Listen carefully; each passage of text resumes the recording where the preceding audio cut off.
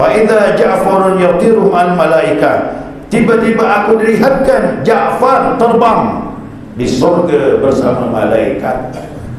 Ja'far yang meninggal ni terbang dia di surganya Allah bersama malaikat. Nah, yatiru, terbang itulah diberi gelar At-Tayyar, Ja'far yang ruhnya terbang di surganya Allah Subhanahu wa taala. Itu maksudnya. Ya. Dan dia termasuk mati syahid dalam perang Mu'tah tersebut tahun ke-8 Hijriyah. Jadi perang Mu'tah ini terjadi tahun ke-8. Udah 8 tahun Nabi tinggal di Madinah, baru terjadi perang Mu'tah.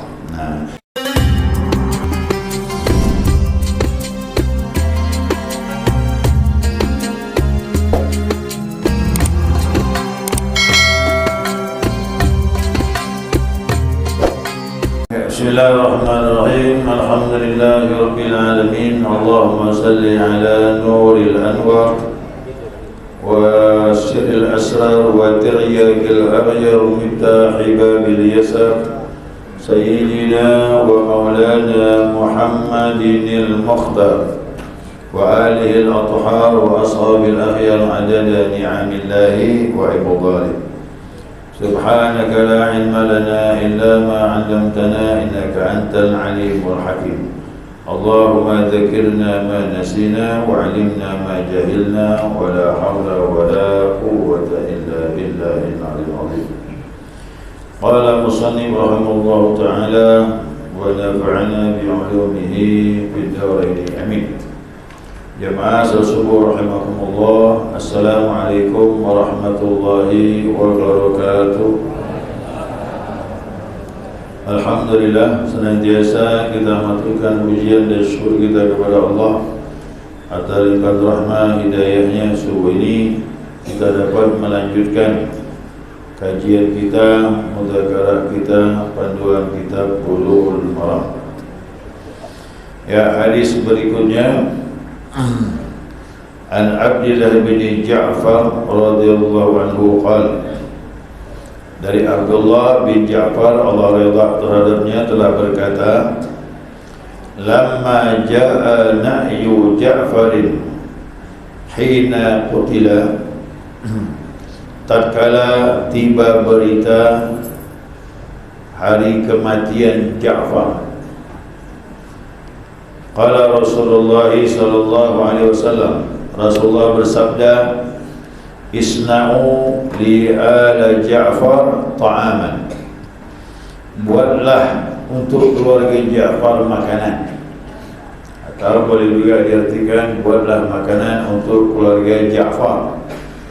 Faqad atahum ma yushghiluhum, maka sungguh telah datang kepada mereka apa yang menyebabkan mereka sibuk. Artinya hari berkabung. Dia disibukkan kerana hari berkabung, kerana kematian daripada Ja'far. Rawahul khamsatu illa an-Nasa'i. Ini hadis riwayat 5 ahli hadis kecuali An-Nasa'i. Kalau dikatakan 5 ahli hadis tu Imam Ahmad, ya, An-Nasa'i, Tirmidzi, Abu Daud, Ibnu Majah. Dia bilang 5 ahli hadis kecuali An-Nasa'i, berarti 4. Ya, hadisnya sama. Ya, dikeluarkan oleh 4 ahli hadis, hadisnya sama. Ya, di sini disebutkan dalam hadis ini lamma jaa na'yu Ja'farin. Ya, tatkala datang berita Ja'far. Ya, berita Ja'far ni hina qutila, ketika kematiannya. Nah, Ja'far ini, ya, berita sampai kepada keluarganya dan sampai berita kepada Nabi Muhammad SAW. Ini khabar, berita tentang qatluhu fil Mu'tah, kematian Ja'far dalam perang Mu'tah. Nah, kemarin salah saya nyebut, ya, perang Yarmouk, bukan perang Yarmouk, sini perang Mu'tah. Ya, di mana Mu'tah ini? Nah, suatu negeri min qaryal Balqan, dia dekat Balqan, ya, dekat Balkan, fi hudud Syam, perbatasan dengan Syam. Syam pada waktu itu termasuk apa itu? Ya, Syam itu termasuk luas. Ya, Palestin, Damsyik Syria, Lebanon, Yordan. Nah, itu dulu termasuk Syam. Ya, Syam. Nah, kalau sekarang ini, nah, perang Mu'tah itu masuk dalam kawasan daerah Yordania. Yordan. Nah, itu mana saya sampaikan, kalau orang pergi umrah, ya, pergi ke Palestin, itu yang terbanyak itu lewat Yordan. Ya, lewat Yordan. Nah, di Yordan itu di pesisirnya nih, perbatasan dia.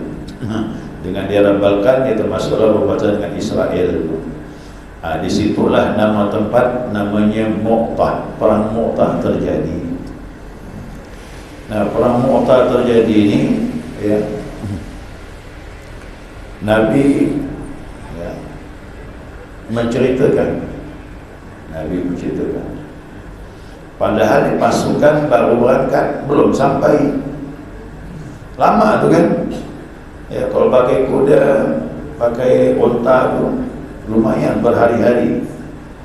Ya, dulu Nabi atau sahabat memperkirakan kalau pakai unta itu dari Mekah ke Baitul Maqdis Isra Mi'raj berapa lama? Kalau pakai unta sahabat dulu dari Mekah ke Baitul Maqdis sebulan. Ya, kembali sebulan, pulang pergi 2 bulan. Nah, daerah Mu'tah ini kan dekat dengan Israel, dekat Palestin. Nah, dia kurang lebih juga. Nah, begitu Nabi melepaskan pasukan, nah, Nabi menceritakan tentang kejadian perang Mu'tah. Padahal belum terjadi, Nabi sudah ceritakan dah. Ya, sekian puluh hari berikutnya yang akan terjadi pada sahabat ini, termasuk salah satunya Ja'far bin Abi Thalib. Jadi Ja'far ini sepupu Nabi, ya. Ya, Ja'far sepupu Nabi, abang kakak atau kakak abang, ya, daripada Ali bin Abi Thalib. Nah, Ali bin Abi Thalib itu menantu Nabi, abangnya ini Ja'far. Ja'far ni.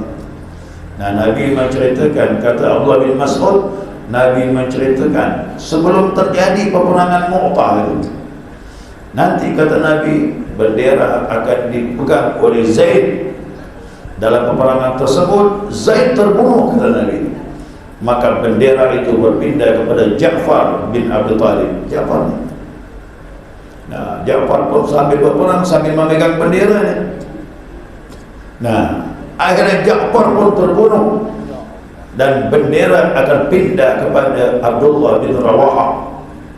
Abdullah bin Rawaha pun berperang juga, kata Nabi. Nabi ceritakan, belum terjadi itu, belum terjadi, karena pasukan baru dilepaskan, hampir sebulan baru sampai ke tempat tujuan.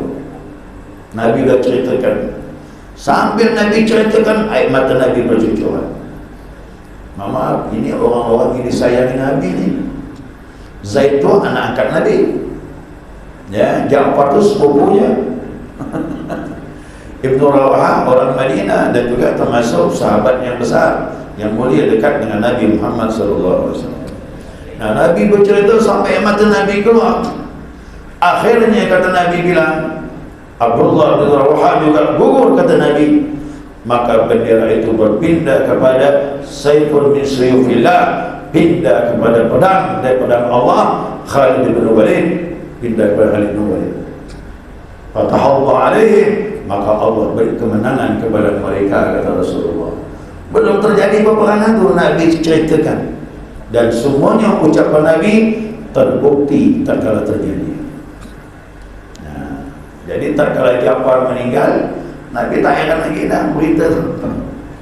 Nah, berita Ja'far meninggal, Nabi dah tahu dah, sudah diceritakan Nabi Muhammad SAW. Nah, jadi Ja'far ini adalah Ja'far bin Abi Thalib Al-Hashimi. Dia sepupu Nabi kan, Bani Hashim dia. Hashim itu Bani Hashim. Gelarnya Abu Abdullah At-Tayyar, ya, gelarnya bapaknya Abdullah, anaknya bernama Abdullah. Maka hadis ini langsung diriwayatkan anaknya Ja'far, Abdullah bin Ja'far, anaknya meriwayatkan hadis ini. Nah, disebut At-Tayyar. Kenapa gelar At-Tayyar itu? Nanti ada hadisnya. Nah, kemudian dia termasuk sahabat yang awal masuk Islam. Hajar al-hijratain, dan dia hijrah 2 kali. Hijrah ke mana? Bukan ke Madinah. Hijrahnya pertama ke Habasyah, ke Afrika. Nah, keduanya barulah hijrah ke Madinah. Makanya tak semua sahabat hijrah 2 kali. Yang sekali punya kelebihan, yang 2 kali lebih lagi. Maka hijrah pun dihitung. Zaman Nabi jadi imam pun hijrah dihitung. Berarti imannya bagus yang hijrah. Hendaklah jadi imam salah satu negara yang al-qari, orang yang bagus bacaannya. Yang kedua sunnah, paham sunnah, tahu hukumnya, mana yang batal, mana yang tidak. Kalau pun sama, yang hijrah, kata Nabi. Hijrah pun jadi patokan. Maka sahabat sedih kalau dia masuk Islam terakhir. Hijrah itu masuk Islam awal tu kan. Nah, kemudian dia meriwayatkan hadis banyak daripada Ja'far ini, termasuklah yang ambil darinya Abdullah bin Mas'ud, Ummu Salamah, anaknya Abdullah. Ini hadisnya sampai disebut At-Tayyar. Qala Nabi sallallahu alaihi wasallam, kata sahabat Nabi bersabda, dakhaltul jannatal barihah. Ya, kemarin kata Nabi, aku masuk surga. Dilihatkan kepadaku surga. Maaf ya, Nabi ini bisa lihat surga walaupun berada di Masjid Nabawi. Itu ya, Bapak Ibu jangan bingung. Ini kalau dikaji tasawuf bawa masuk, kalau tak dikaji tasawuf tak faham. Macam mana pula Nabi bisa masuk surga? Ke surga nanti dah heran. Nabi itu mukasyafah, diberi Allah pandangan yang akan datang. Maka dikatakan Nabi itu tembus pandang untuk yang akan datang. Nah, kemarin aku dibukakan Allah, dilihatkan surga. Maksudnya gitu. Dulu pernah saya sampaikan waktu pengajian subuh, Nabi habis salat subuh, Nabi cerita tentang ilmu agama. Macam ini lah ni.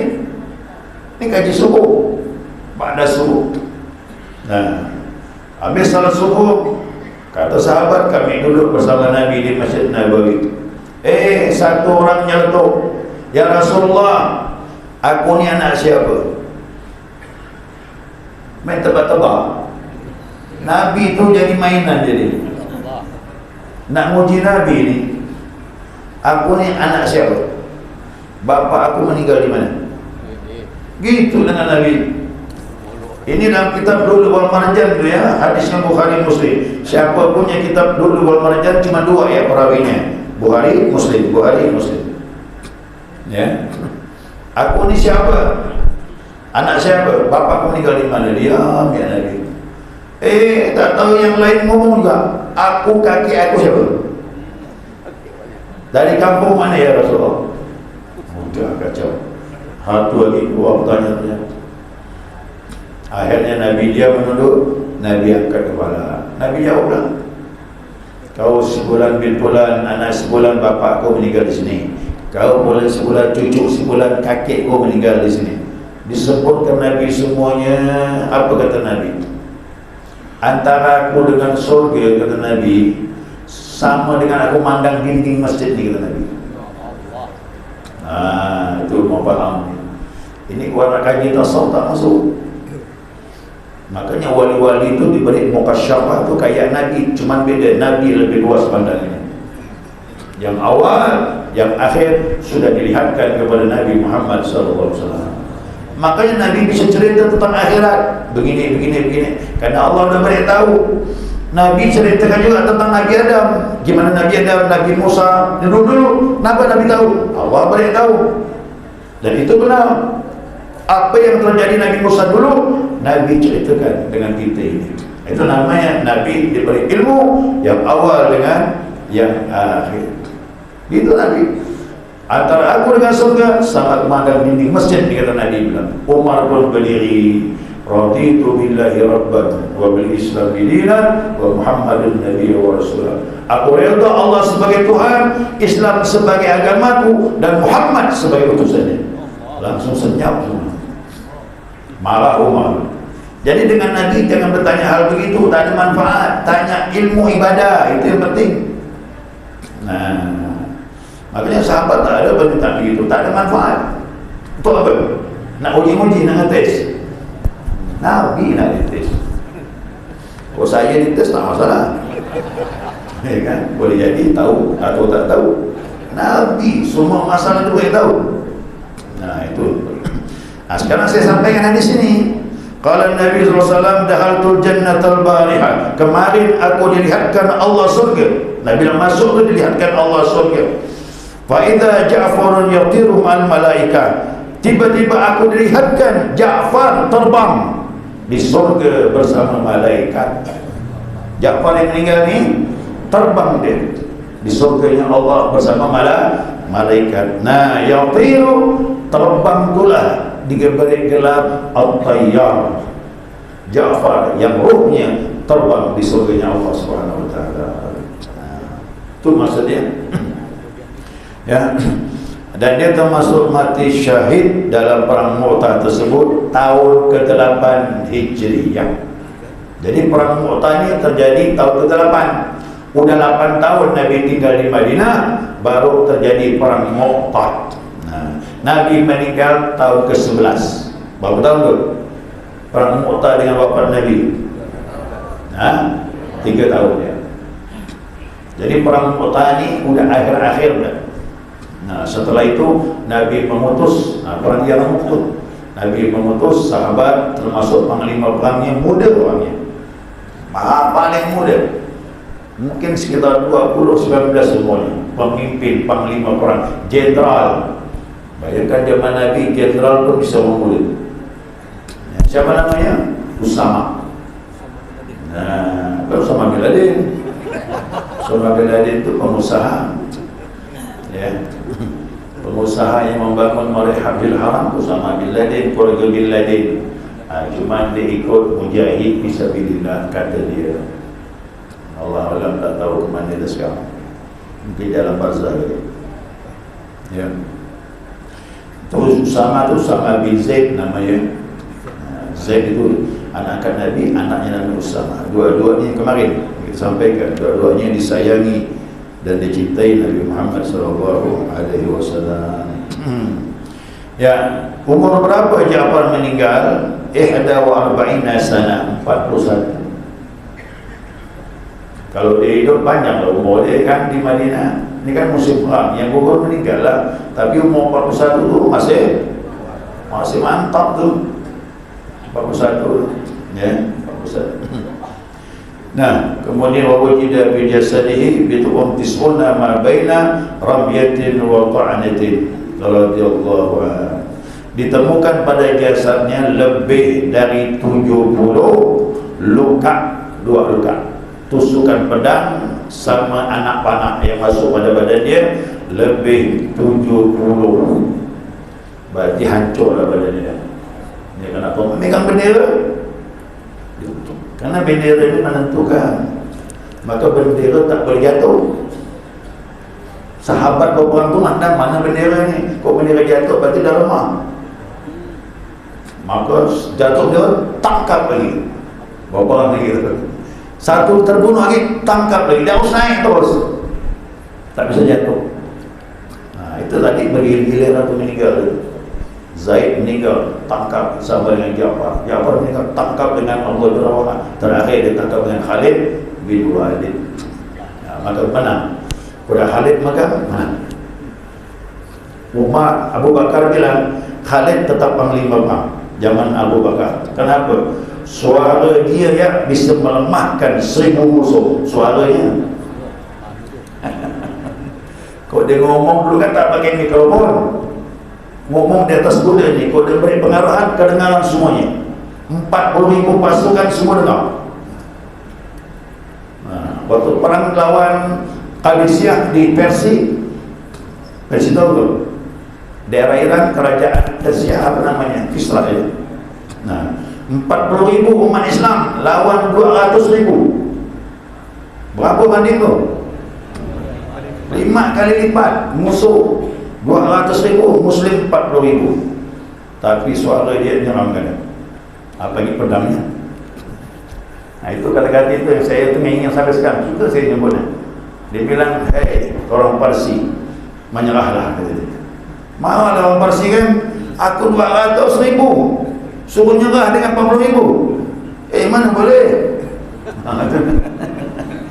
Nah, kau mau main-main dengan aku ni 200.000, kau cuma 40.000. Nah, kata Khalid Walid, biar 40.000 dah mengaku ni, ini orang siap perang, siap mati dan mencintai kematian sebagaimana kau menyintai kehidupan, kata dia. Kompok gitu. Jadi yang dibawakan siap mati. Nah, jadi jangan heran umat Islam tu berperang dia untuk agama Allah, dia pasti mau. Kenapa? Syahid. Nah, itu masalah.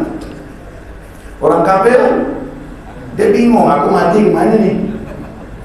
Nah, Islam tak masalah, meninggal syahid. Nah, kemudian lagi dalam hadis ini tambahan, isna'u li'ala Ja'far ta'aman. Ya, buatkanlah kepada keluarga Ja'far itu makanan. Karena apa? Fa innahu atahum ma yushghiluhum, karena telah datang kepada mereka yang membuat mereka sibuk kerana hari berkabung meninggalnya Ja'far. Ingat ya, dia berkabung di Madinah, Ja'far tak ada.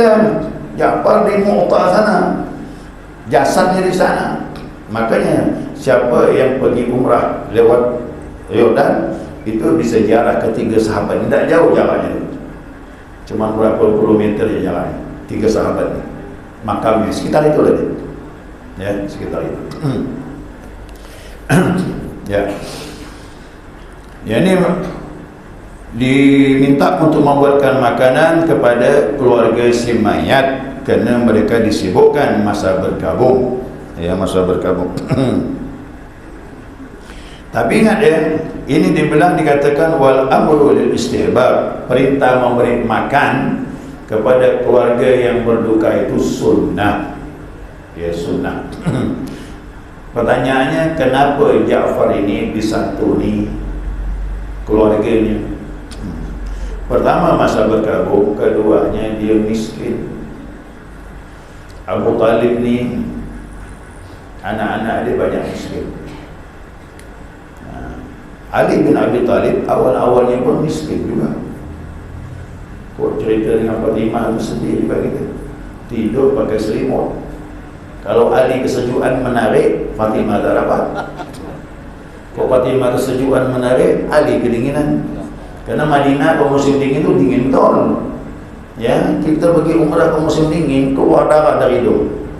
Karena kuat sejuk itu. Kering ni. Darah di hidung pun kering. Kering. Jadi hidup dia memang susah. Ya. Bahkan dia lebih mementingkan orang lain daripada dirinya. Nah, terkadang ada orang yang lapar datang ke rumah dia, kata Ali, beri makan. Fatimah bilang, ini ada untuk Hasan dan Hussein. Kata Ali bilang, beri kan? Kasih kan? Padahal dia butuh. Ya, suruh kasih padahal dia butuh. Ini keluarga Nabi ini yang memang luar biasa imannya, tegar apapun yang terjadi dan lebih mementingkan orang lain daripada dirinya. Ya Allahumma shalli ala Muhammad. Ya. Nah, sekarang apa kesimpulan daripada hadis ini? Nah, kesimpulannya masyru'iyatun inasu ahlil mayyit. Jadi dia anjurkan kita menghibur keluarga mayat, ya, bisa naik ta'am. Pertama kita bantu dia dengan membuatkan makanan supaya dia tenang saja, ya, banyak-banyak ingat Allah, istighfar dan sebagainya. Untuk makan tu ada yang uruskan. Begitu juga kalau ada keluarga di rumah duka, orang rumah tenang-tenang saja, kita yang bantu dia untuk makan siang, makan malam dia, ya, untuk makan malam dia. Itu maksudnya. Istighalihim an anfusihim bil musibati allati, Ya, ini kerana orang yang meninggal itu keluarganya disibukkan pada diri mereka kerana masih teringat kena musibah. Itu dia. Nah sekarang kan tak mungkin orang mengerjakan begini. Ada tak? Tetangga meninggal kita buat makanan hantar ada. Ada. Kecuali keluarga datang ke rumah itu, yang berduka duduk manis, jangan sibuk-sibuk. Nah biarkan keluarga itulah yang balik urusan dia, makan siangnya, makan malamnya. Ya. Nah sekarang pertanyaannya lagi, ya. Bagaimana kalau orang yang datang hari kematian tu makruh? Ya, makruh kita makan di rumah duka. Ya, hari kematian. Hari kematian kurang baik. Nah, kecuali memang keluarga jauh-jauh yang datang, orang pontianak meninggal, keluarga dari Putus Simbau datang, dari Ketapang datang, dia nak makan di mana?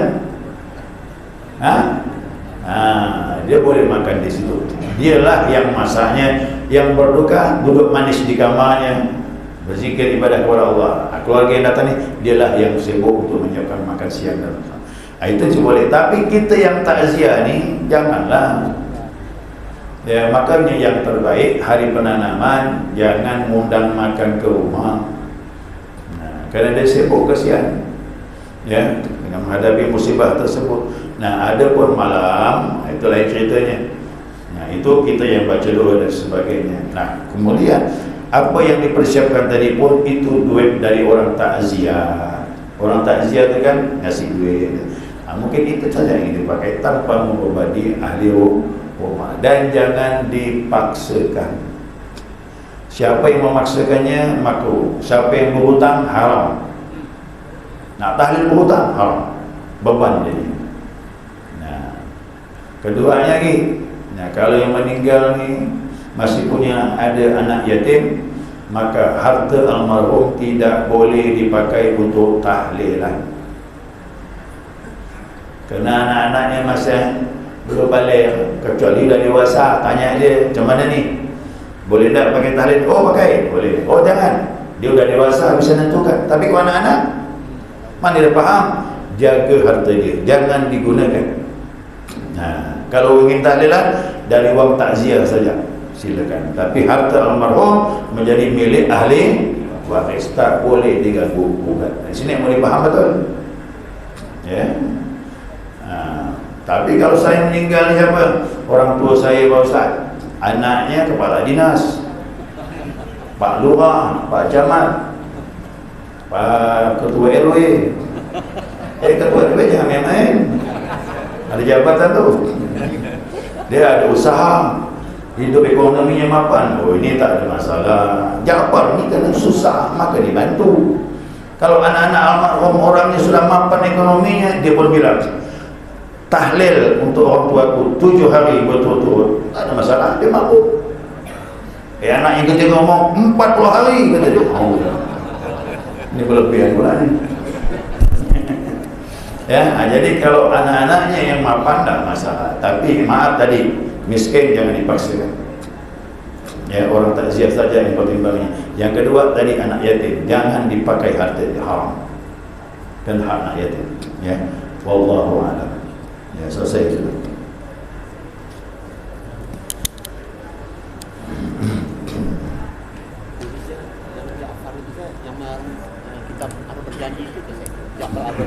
Ini sahabat Nabi Ja'far ni. Ja'far ini sahabat Nabi, ya. Dia adik sepupu Nabi Muhammad SAW. Umur dia pas satu meninggal. Nabi di Madinah Nabi itu umurnya sudah hampir 60. Nabi itu tahun ke-11 Hijriah, meninggal umur Nabi 63. Perang Mu'tah itu 3 tahun sebelumnya. Berapa umur Nabi? 60. Ja'far meninggal 41. Pada waktu itu Nabi umur 60. Adik sepupu dia.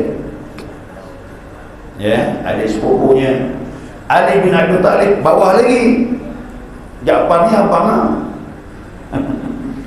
Ya, bawah lagi dia. Ali bin Abi Thalib itu. Ya, jadi dia bukanlah yang pengarang kitab Bersanji. Ja'far al-Bersanji itu zamannya di bawah jauh. Ya. Ya, jadi bukannya pengarang kitab Bersanji. Ya, apalagi Amir Jafar bukan. Tak masuk.